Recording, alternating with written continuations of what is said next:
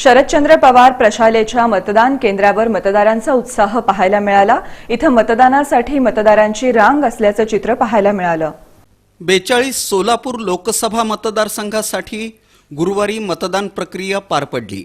सर्वत्रच एक प्रकारचा उत्साह मतदारांमध्ये होता। सकाळी 7 ते सायंकाळी 6 अशी मतदानाची वेळ होती। सकाळपासूनच मतदारांनी मतदान केंद्रावर गर्दी केली होती।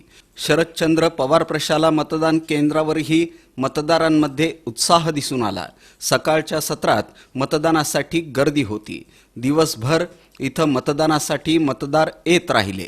चुरशीनं मतदान होत असल्याचं इथं चित्र होतं। शिवसेनेचे शहर प्रमुख हरिभाऊ चौगुले यांनी इथून मतदान केलं। महायुतीचे उमेदवार निश्चित विजयी होतील असा दावा त्यांनी केला। मतदारांचे मत जाणून घेताना काय सांगाल? या ठिकाणी सोलापूर लोकसभा निवडणुकीसाठी आज तुम्ही मतदान केलंय, काय सांगाल? की अगदी लोक जागरूक आहेत मतदानाच्या बाबतीत।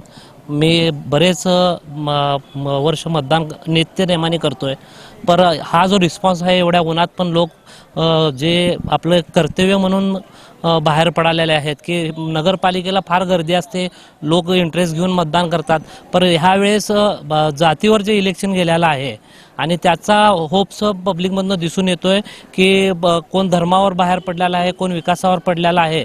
पर ह्या वेळेचं मतदान अगदी चुरशीचं मतदान आहे आणि त्रिशंकू अवस्थेत अनिश्चित विजयाची खात्री कुणालाही नाही आहे। अशा हिशोबाने सगळे लोक आपल्या आपल्या हिशोबाने मतदार स्वतःहून बाहेर पडत आहेत। कुठल्याही कार्यकर्त्याची यंत्रणा नसली तरी लोक ॲपच्या माध्यमातून स्वतःचं नाव हुडकून मतदान केंद्रावर येत आहेत आणि स्वतःहून मतदान भाग घेत आहेत।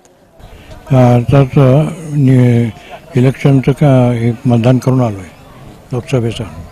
काय सांगाल निवडणुकीविषयी एकंदरीत? एकंदरीत पूर्वीपेक्षा जरा शिस्तीत वाटते। मतदान केलं, मतदानाविषयी काय सांगाल? मतदान करायला पाहिजे लोकांनी? हा, करायला पाहिजे ना।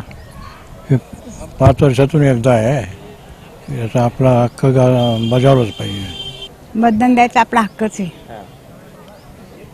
मतदान सगळ्यांनी करायला हो, सगळ्यांनी करायला पाहिजे।